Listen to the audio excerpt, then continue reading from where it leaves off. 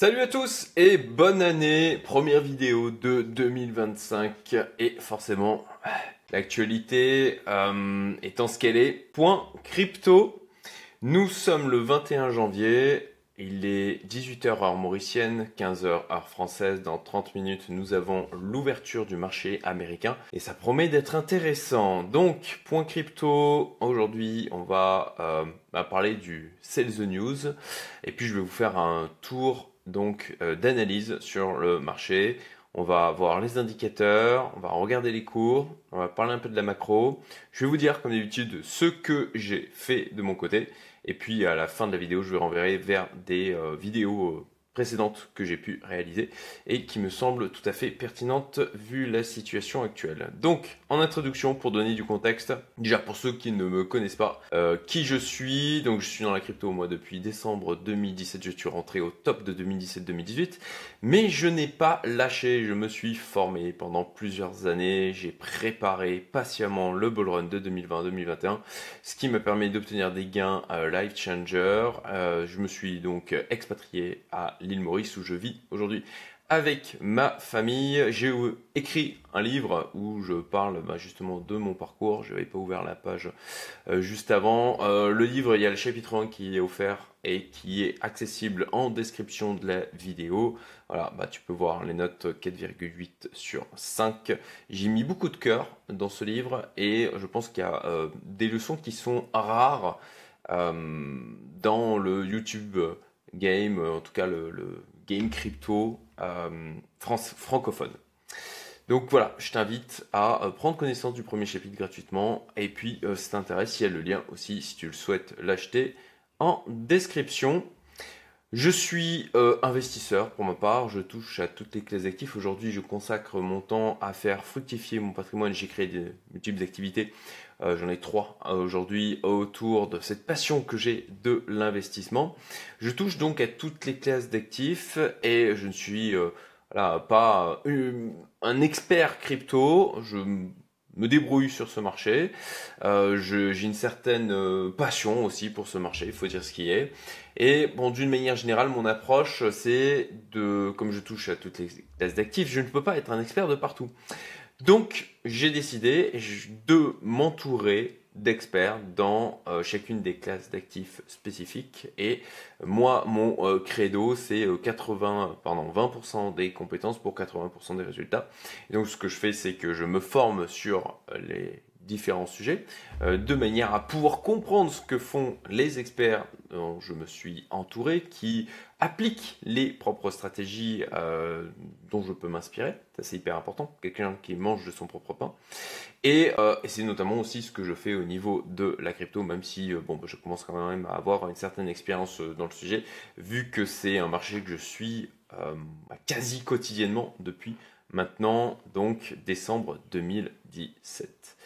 Mon exposition, parce que c'est ce que je dis en permanence, il faut quitter les gens qui sont skin in the game. Donc j'en parle, je dis quelle est mon exposition sur le marché, c'est 12% de mon patrimoine net, là à l'instant T, au moment où je tourne cette vidéo. Ce que je partage d'une manière générale, c'est mes réflexions. Voilà, c'est un peu, c'est l'approche même complètement building public, où je te parle de mes aventures d'investisseur, de cette aventure de faire de l'argent avec de l'argent, quelque chose que j'adore faire, de donc mes doutes, mes stratégies, mes scénarios, et je dis ce que je fais, pardon. D'ailleurs, je rebondis là-dessus, j'avais un des membres de mon programme Fast Track Investor hier qui se posait des questions et qui était dans le flou par rapport à la crypto, qui disait ouais mais alors les gars, où est-ce qu'on va, qu'est-ce qui va se passer? Et en fait je lui répondais que on n'en savait pas plus que lui. On est tout autant dans le brouillard à se poser des questions, à essayer d'établir des scénarios avec des probabilités de survenance et de mettre en place des stratégies par rapport aux différents scénarios. Donc voilà, moi c'est ce que je fais, je fais pas de la prédiction. J'essaye de définir des scénarios qui pour moi ont un maximum de probabilité de survenance et de faire des stratégies par rapport à ça. L'objectif de la vidéo d'aujourd'hui, ce ne va pas être de parler des news. Je pense que il y a des tas d'autres personnes qui ont pu t'abreuver de news sur ce qui s'est passé ce week-end. J'ai suivi moi aussi bien évidemment. Non, c'est de prendre justement du recul et de se détacher des effets émotionnels que les news peuvent entraîner. Et les émotions sont utiles, mais peuvent aussi nous amener à déconnecter notre cerveau. Ça va être le cerveau reptilien qui va prendre le dessus, et à ce moment-là, on va avoir des réactions qui peuvent aller à l'encontre de nos intérêts. Donc on prend du recul, on souffle un bon coup, et on essaie de prendre au maximum des décisions qui soient logiques et pragmatiques. Pour ce faire, eh bien, il faut se baser sur des éléments factuels, autant que possible, et c'est ce qu'on va essayer de faire dans cette vidéo.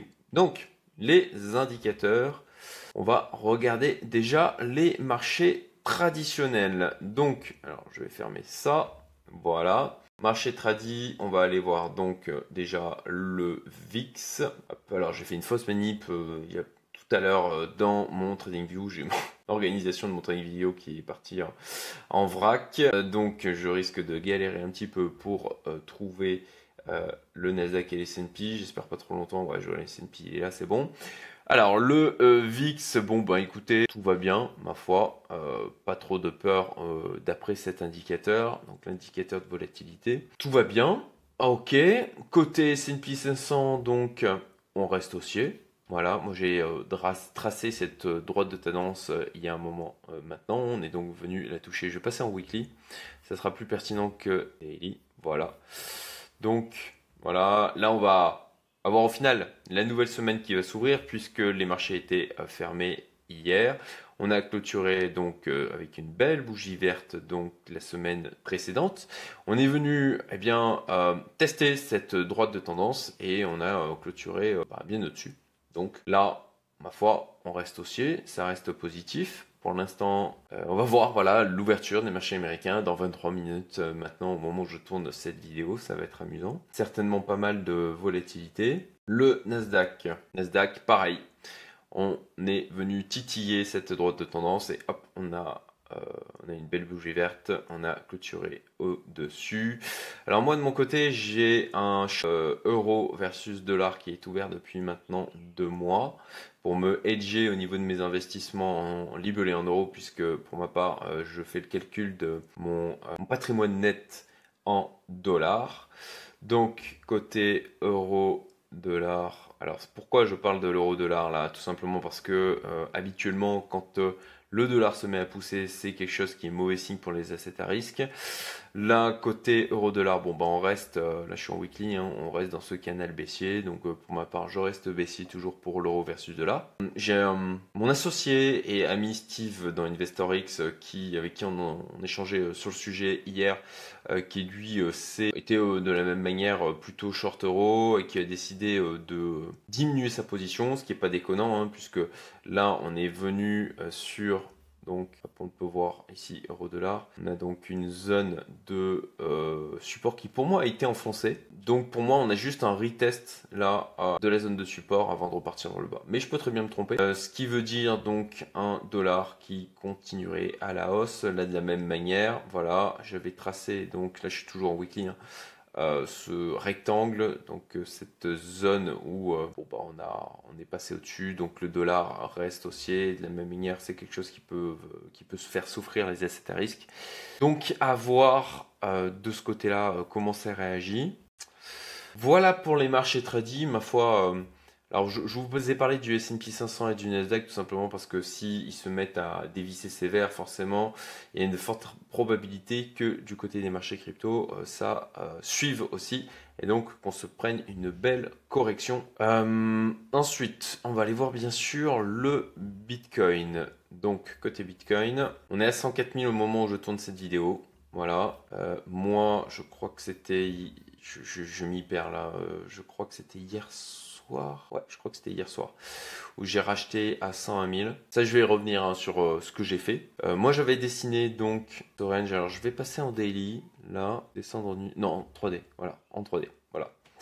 Pour ma part, je m'étais désexposé quand on était revenu titiller les 100K, j'avais diminué, j'avais sorti au niveau de mon portefeuille principal, parce que j'ai de multiples stratégies au niveau de la crypto, mais au niveau de mon portefeuille principal qui représente, je crois, dans les 75% de mon exposition, j'avais diminué l'exposition et j'étais descendu à 78% d'exposition si je me souviens bien. J'en ai parlé, je crois, dans mon canal Telegram, mais en tout cas, c'est sûr, dans ma communauté privée Youmento et dans mon programme Fast Track Investor. Ceux qui font partie de mon programme communauté payante, je les tiens au courant en temps réel, chose que je ne prends pas forcément le temps de faire sur mon canal Telegram ou sur ma chaîne YouTube. Je pense que tu comprendras aisément pourquoi. Donc je m'étais exposé en me disant que il y avait des bonnes chances pour que on ait une correction, une baisse plus profonde. Et pour moi, je le voyais comme une opportunité de rachat. Donc plus aussi diminuer la volatilité de mon portefeuille. C'est d'ailleurs un scénario que j'avais évoqué il y a maintenant plusieurs semaines, qui était d'avoir un range, de repasser en mode range. Alors je passais en daily, voilà, je me disais un bis repetita de ce que l'on avait connu pendant 5 mois. 5 ou 6 mois, je ne me rappelle plus exactement, mais en tout cas plusieurs mois. Voilà, à partir donc de mars jusqu'à novembre. Et d'avoir un bis repetita avec un range de plusieurs semaines. Une fin où ça fait sortir un maximum de personnes, ça liquide, avant de repartir. Bon, alors c'est pas terminé, hein. C'est pas terminé, c'est possible que ce soit effectivement ça qui se soit passé. Néanmoins, pour ma part, voilà, je l'avais affiché là. J'avais mis des ordres agressifs, que j'avais là aussi partagé dans ma commu privée. Et je visais plus bas. Je visais d'atteindre autour des 86 000 $. Voilà, bon, on s'est arrêté à 89 000 $. J'avais mis des ordres aussi agressifs sur les alts. Je n'ai que le JTO et le TH qui sont passés. Malheureusement, j'aurais bien aimé qu'il y en ait plus, mais ce n'a pas été le cas. Donc, côté Bitcoin, je m'étais dit que si en 3D, on clôturait au-dessus donc de ce que j'ai tracé comme étant pour moi le haut du range, à ce moment-là, je repasserai à 100% ou quasiment d'exposition. Je vais y revenir tout à l'heure dans ce que j'ai fait. Je suis pas à 100% d'exposition, mais j'en suis proche. Voilà, on a clôturé au-dessus, donc voilà, j'ai appliqué la stratégie malgré l'incertitude à laquelle on est sujet aujourd'hui. Voilà, dans à peu près un quart d'heure maintenant, on va voir un petit peu comment ça réagit à l'ouverture des marchés américains.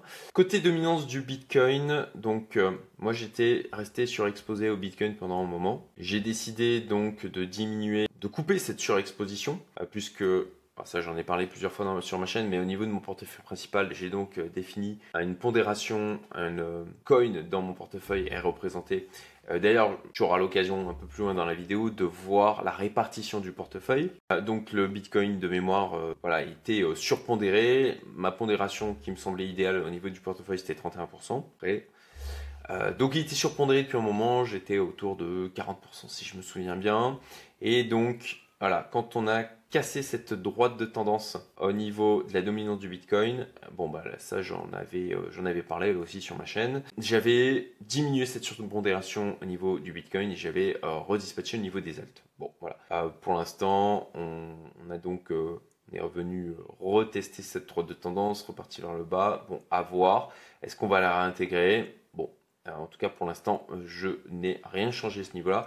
Et même à l'instant T, je suis plutôt surpondéré sur les alts que sur le Bitcoin, clairement. J'ai même plutôt le Bitcoin qui reste sous-pondéré au niveau de mon portefeuille par rapport à la répartition normalement idéale. Ensuite, on va aller voir les majeurs. Alors, les majeurs pour moi, ça va être le TH, le BNB, le Solana et le XRP. Et oui, le IP. Alors, du côté de l'ETH, bon, ma foi, je pense qu'il déçoit pas mal de personnes. C'est aussi la raison pour laquelle, à vrai dire, je l'ai surpondéré là aujourd'hui dans mon portefeuille. Je pense qu'il représente, c'est une des cryptos qui, en tout cas majeure, qui représente un risque-reward le plus intéressant. De mon point de vue, encore une fois, je partage mes réflexions.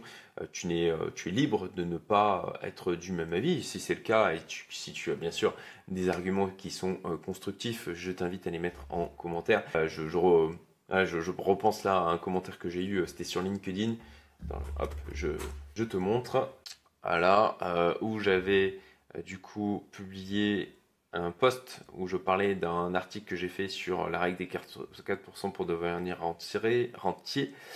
Ouh, j'ai du mal à m'exprimer aujourd'hui. Et donc j'ai eu un magnifique commentaire, c'est public, donc du coup je me permets de le montrer, puisque la personne a priori assume totalement ses propos. Sauf que, bah tiens, ça a disparu, je ne vois plus le commentaire, c'est moi qui ai les yeux qui ne sont pas en face des trou. Eh ben oui, on dirait que le commentaire en question a été supprimé. Bon, le mot commentaire en question manquait clairement de pas très constructif dans le sens où il était juste c'est nul ton article.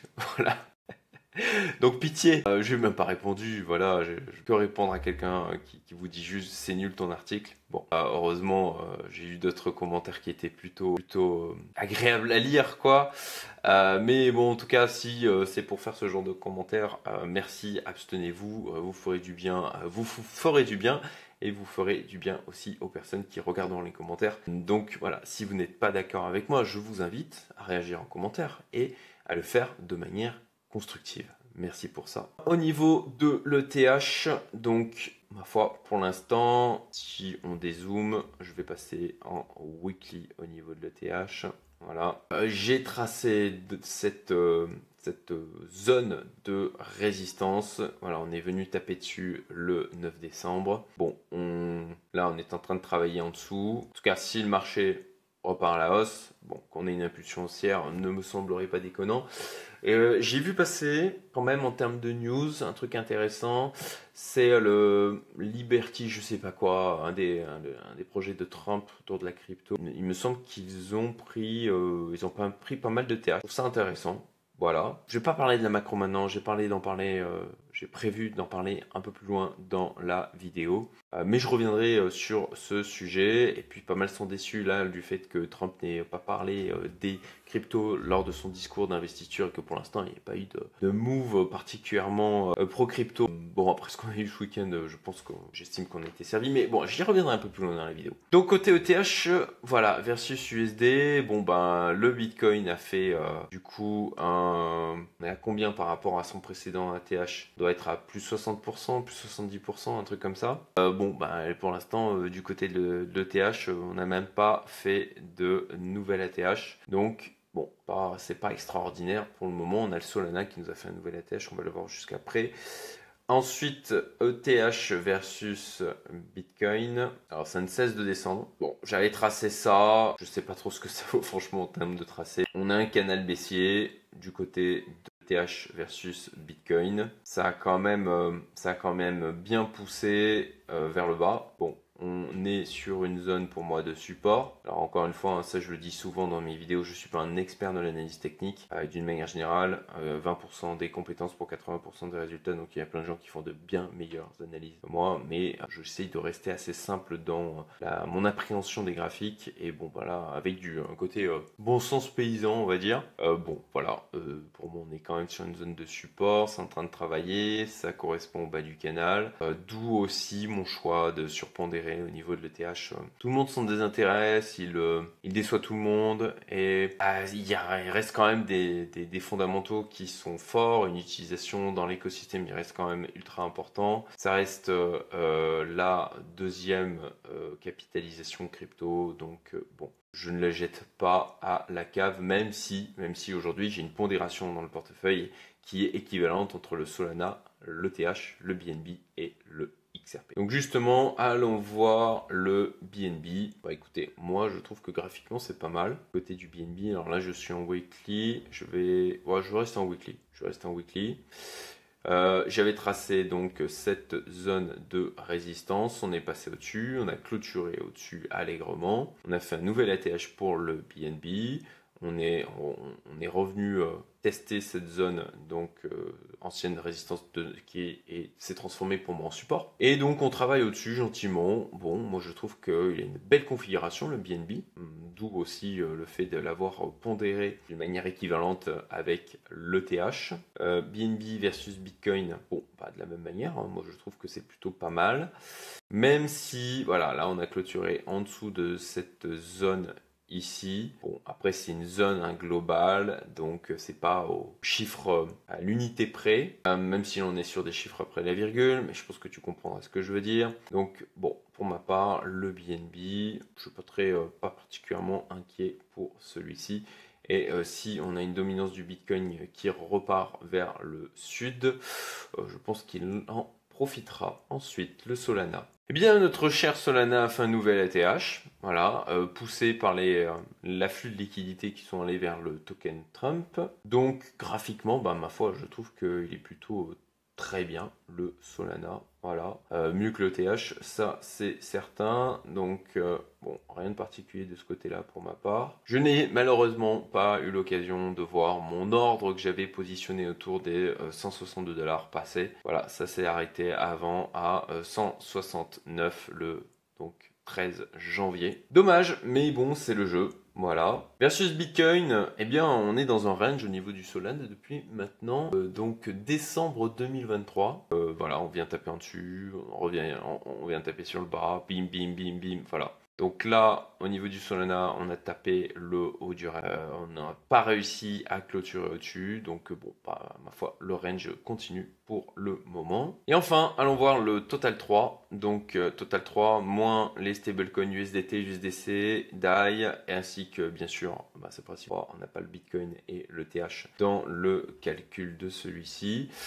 Bon, ma foi, on a bien poussé à partir du 5 novembre, là on latéralise. Bon, rien de particulier à dire à ce niveau-là pour l'instant. Voilà, en termes de côté du Total 3, on n'a pas fait de nouveau plus haut. Au contraire donc du Bitcoin ou par exemple du Solana.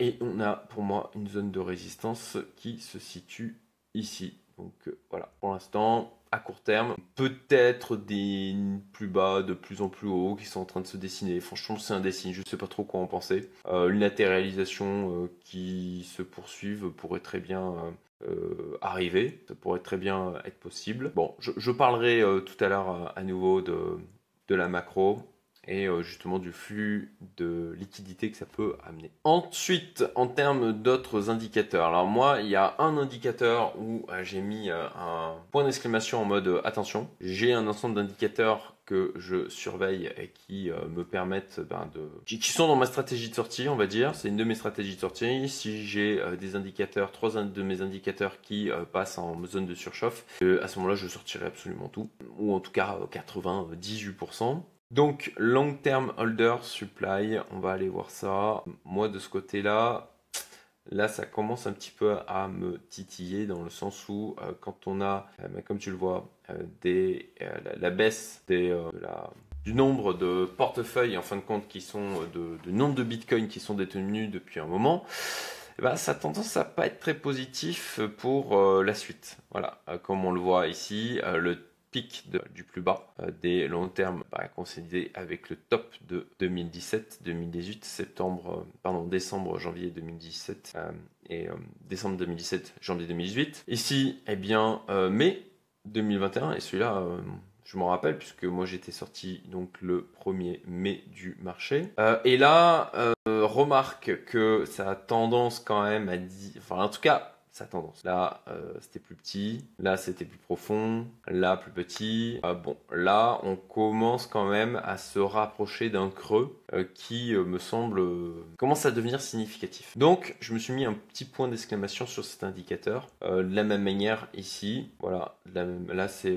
ceux qui ont des bitcoins depuis plus d'un an. Donc, pareil, ça commence à diverger les deux courbes de manière de plus en plus importante, et ça c'est quelque chose auquel il faut faire attention. En tout cas, moi je les ai dans mes indicateurs pour indiquer une potentielle sortie, même si je n'ai pas atteint bien sûr ma target. Ça fait jamais plaisir, mais il faut le prendre en compte. Niveau réseaux sociaux, psychologie, alors le crypto Fear and Greed Index, je l'ai ouvert ici. Bon, on est à 76, ok, on a un extreme grid là, mais on est déjà monté plus haut, beaucoup plus haut. Donc bon, pour ma part, je trouve qu'il reste de la marge à ce niveau-là. Je ne suis pas plus inquiet que ça. Côté Google Trends, donc là, on voit qu'il y a un regain d'intérêt au niveau des recherches. On voit aussi qu'on est monté bien plus haut précédemment sur les autres cycles, même si là aussi on pourrait se dire que potentiellement il y a quand même une tendance à la diminution. Si d'ailleurs je fais une recherche, si je mets période personnalisée et que je remonte, ouais non, ça va pas être pertinent. Je suis déjà à 2015 à 2025. Je pense qu'en termes de données là c'est suffisant. Donc là, voilà, décembre, janvier 2017, 2020, 2021. Bon, on a eu quand même un pic là en novembre 2024. Après ça s'est assez vite calmé, mais je pense pour ma part qu'on a encore de la marge. Il s'agit donc de l'ensemble des volumes de recherche sur les termes Bitcoin en bleu, crypto en rouge dans l'ensemble du monde. Si on zoome un peu, on va prendre par exemple les 30 derniers jours. Voilà, on voit que donc il y a une hausse là avec l'investiture de Trump le 20 janvier et que a priori là au niveau de Google Trends, il nous prévoit qu'on ait une baisse sur les jours qui viennent. Là, la projection pour le 21 janvier, c'est une baisse des recherches. Le CBBI, donc qui est un agrégateur de différents indicateurs qui sont pondérés. Je ne vais pas détailler ce qu'est le CBBI. Si tu veux en savoir plus, je t'invite tout simplement à aller voir le détail sur la page. Si tu tapes CBBI sur Google, tu vas le trouver immédiatement. Là-dessus, bon, on est haut, mais on a encore de la marge, on peut encore monter, donc tout va bien. Et enfin, ça c'est un indicateur, je trouve, hyper intéressant parce qu'au final, il fait d'une manière industrielle, systématique, bien ce que je faisais manuellement d'une manière plus artisanale en ayant ma petite collection d'indicateurs et de regarder si on a des zones de surchauffe sur les différents indicateurs. Donc ça c'est un membre de ma communauté privée qui nous l'a partagé. Donc super comme indicateur, super partage. Là, ma foi, il est dans le vert absolu en mode hold de 100%. On n'a aucun des indicateurs qu'il surveille qui est dans le rouge. Je trouve ça plutôt très intéressant et plutôt de manière pragmatique, assez rassurant pour avoir une continuité sur le cycle. Donc là, on est à hold 100% et il y a là-dedans plusieurs choses que je regarde bien évidemment. Il y en a pas mal qui sont connus, PI, le MRVZ Score, Bitcoin Bubble Index, etc. Donc est-ce qu'ils sont tous pertinents, les meilleurs? Je ne sais pas, mais en tout cas, on voit qu'il n'y en a aucun.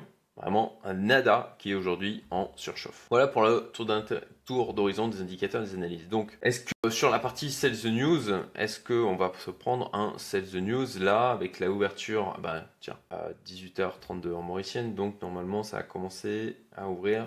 Il y a un petit délai au niveau des remontées des informations sur nous. Donc, bon, pour l'instant, ouais.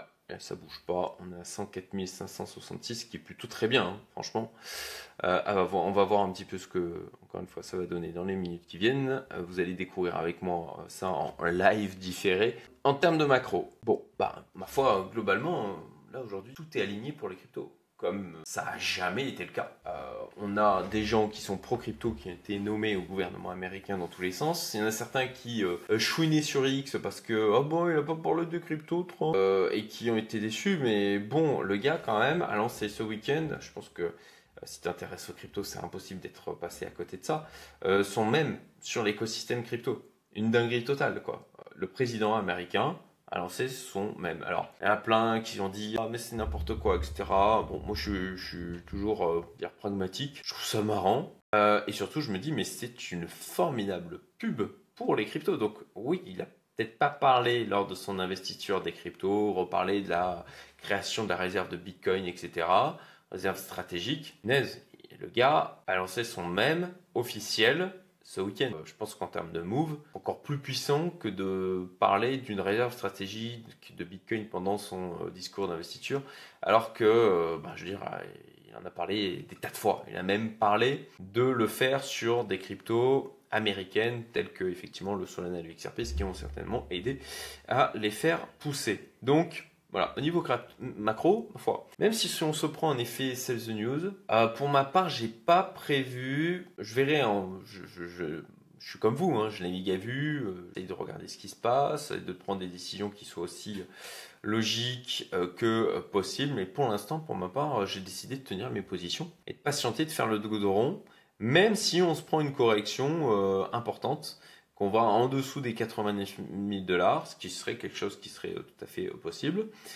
Pour l'instant, voilà, j'ai pas prévu de me désexposer, je reste exposé, voilà. On va voir ce qui va se passer. Potentiellement, si on fait une clôture 3D en dessous donc de la zone là ce haut du range que j'avais tracé, bon, peut-être que j'allégerai, je verrai. Mais là, pour l'instant, je pense que je vais rester positionné. Alors justement, Qu'est-ce que j'ai fait ces derniers temps? Donc je vais te partager tout simplement les posts que j'ai mis dans mon programme Fast Track Investor. J'ai déjà des ordres agressifs qui sont passés. Voilà, donc le 13 janvier, à vrai dire je ne l'ai pas vu immédiatement, j'étais à ce moment-là en vacances en famille à Abu Dhabi et Dubaï. Et donc je l'ai vu quelques jours après, c'est pour ça que je ne l'ai posté qu'il y a 5 jours. Quand j'ai fait un peu, j'ai fait le point sur mon portefeuille crypto. Donc voilà, j'ai du achat de TH qui est passé à 3000 $, 3065, et du JTO à 2,5 $. Ensuite, je te prends les choses dans l'ordre chronologique. Hein. Le XRP, donc j'ai racheté donc du XRP il y a de ça 6 jours. J'ai diminué la pondération du NIR. Parce que je trouvais qu'en termes de configuration graphique, c'était pas extraordinaire. Enfin, il pouvait faire mieux, il y en avait d'autres qui faisaient mieux, même si c'est voilà, le TH est discutable. Mais j'ai hissé donc le XRP compte tenu de sa configuration graphique au même niveau de pondération que le TH, le Solana et le BNB, à savoir approximativement 9% chacun. J'ai juste décidé de surpondérer un peu le Solana, même si aujourd'hui je n'ai pas respecté ça, puisque c'est le TH qui est surpondéré dans mon portefeuille. On verra bien si ce pari se révèle payant, pertinent ou pas. Donc voilà, au niveau du XRP, et ça te permet de voir eh bien, la répartition actuelle de mon portefeuille avec, comme je disais tout à l'heure, 31% sur le Bitcoin, 9% ETH, 9% XRP, 9% BNB, 10% Solana, 3% NIR, 3% sur le TON, le JTO 3%, 3% sur le Link, le Dodge 1%, 1% sur le Shiba, 1% ILV. J'ai 3% sur le BGB, 5% sur le Render, 3% sur le FET, 2% sur le SUI, 1% sur le Stark et enfin 3% sur le AKT. L'objectif c'est d'être, comme tu le vois là, j'ai un peu catégorisé les différentes cryptos sur lesquelles je suis positionné de manière à être exposé au narratif et au secteur majeur de l'écosystème crypto qui pour moi ont une potentialité de pousser fort à un moment donné dans ce cycle. Exposition à 90%, donc c'était hier. Voilà, j'ai racheté donc de l'ETH, du BNB, du NIR, du TON, du Link, du Dodge, du Shiba, du LV, BGB, Render, FET, SUI, Stark, AKT. Je n'ai pas racheté immédiatement du Bitcoin. Pour la plupart, eh bien, j'ai racheté à des niveaux qui étaient en dessous du niveau auquel j'étais sorti, donc petite satisfaction quand même là-dessus. Voilà, là tu vois, hein, tout est exposé en détail sur les niveaux auxquels j'étais sorti et mes niveaux de rachat. Ça n'a pas été le cas dans 100% des cas, mais on va dire dans peut-être 80 ou 90%. Donc sur XRP, voilà, je disais que j'avais augmenté la pondération et donc la dominance du Bitcoin avait bien poussé, ce qui était pour moi, en fin de compte, plutôt une raison de m'exposer en priorité aux alts et d'attendre de voir un petit peu ce que faisait le Bitcoin. Et donc, voilà, il y a 18h maintenant, 9h50, donc c'était hier soir, heure française, hein. Voilà. J'ai repris donc du Bitcoin à 5 milliards et du XRP à 3,13. Ça me semblait pertinent de le faire. Donc sur le Sales the News, je voulais y revenir. Voilà, avec mon ami Fabien Vanni qui était intervenu sur la chaîne, on avait fait un podcast qui le sortit de sa zone de confort puisque c'était la première fois pour lui. Voilà, ce que se disait la semaine dernière, c'est que potentiellement on avait eu l'anticipation du Sales the News ici, le 13 janvier. Ça avait quand même bien épuré le marché et peut-être suffisamment pour qu'on reparte à la hausse et qu'on ait eh bien, cette fameuse purge finale que j'avais évoqué de multiples fois dans ce scénario d'un range de plusieurs semaines. Là, on a les marchés qui sont ouverts, on est toujours à 103 261. Ma foi, pour l'instant, so far, on n'a pas de vente massive, mais bon, c'est commencé, hein, ça peut d'un seul coup s'accélérer. Néanmoins, là, si déjà c'est pas parti au sud violemment, bon, le VIX, ma foi, ne bouge pas. Du côté du S&P, alors déjà le Nasdaq, au final, tout va bien. Voilà. Ah non, là c'est toujours le 17 janvier. J'ai pas encore les données. J'ai pas encore les données qui remontent du 21 janvier. Donc il va falloir attendre un petit peu. Et peut-être que du côté du Bitcoin, c'est peut-être pour ça aussi que le prix, quoique le prix devrait être affecté. On est à 104, bon, on est à 103. Bon, pour l'instant, à la rigueur, il faudrait que je descende en unité de temps pour voir un petit peu. Bon, pour l'instant, rien d'extraordinaire. À voir, on va voir un petit peu comment cette journée va se dérouler. Si jamais tu veux pousser plus loin, si tu es sérieux dans ce bull run crypto, ben, je t'invite à mettre en place une stratégie. Et ça, je t'invite à aller voir ces 2 vidéos que je vais faire afficher hop, de ce côté-là. Voilà, avec mon plan d'action pour ce bull run crypto et mes targets sur mon portefeuille. C'est vraiment hyper important de prévoir des targets qui soient réalistes, de ne pas être de l'enfantasme en disant je vais faire un x10 sur mon portefeuille. Non, non, vraiment c'est hyper important. Une des choses les plus importantes, c'est de préparer sa sortie. Voilà, c'est tout pour cette vidéo. Partage-la à tes amis et autres investisseurs si tu as trouvé que c'était intéressant, pertinent. J'espère qu'elle t'a aidé à prendre du recul, à faire un peu descendre les émotions, la peur, l'euphorie. Et je te souhaite une excellente fin de journée et je te dis à très bientôt pour de nouvelles vidéos. Salut!